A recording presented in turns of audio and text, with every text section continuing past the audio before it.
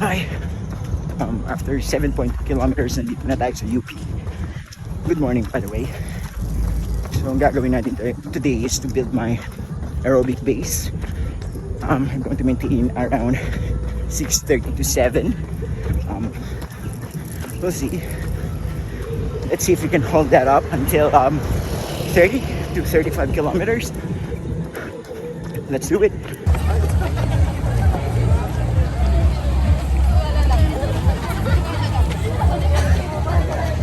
So, change route tayo.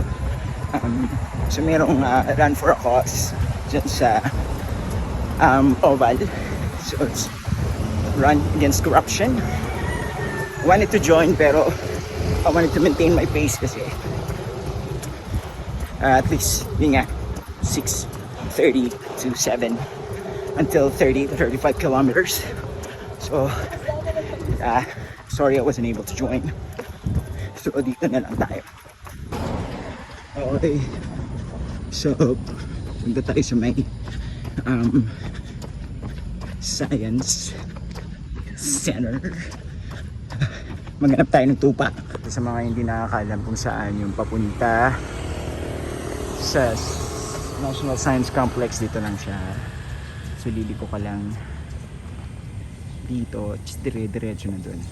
You can see the sign.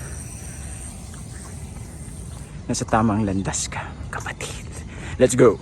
Okay, so andito na tayo. Dito pwede kang gumawa ng intervals training kasi sakto lang yung distance dito for doing intervals kasi short distances lang naman yun at your max pace. So if you want to do your intervals, I suggest you do it here. Okay, so kung gusto mo makakita ng tupa, usually nandito sila. And unfortunately, they're not here today. Siguro rest day nila. Probably nasa mall, namimili ng mga grass kakainin kasi nagsawa na sila sa mga grass dito. Okay, joke lang. Okay, so pabalik na tayo sa Akad Oval. I don't know kung ilang laps yung gagawin mo run for a cause, pero yun na, maybe let's try to join them para makapagsigaw-sigaw naman tayo. Hindi ko pa alam kung ano yung sisigaw ko, pero yung nasa isip ko, Darna.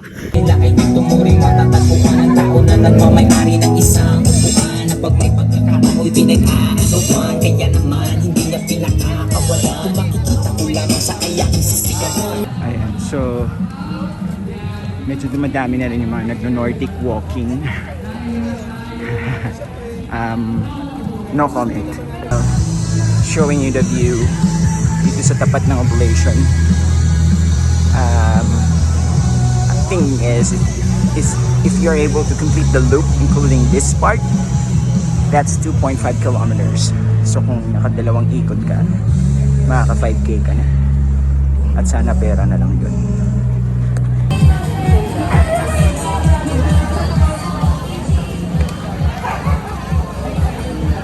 Okay, so mga 22 kilometers na tayo in 2 hours and 29 fucking minutes.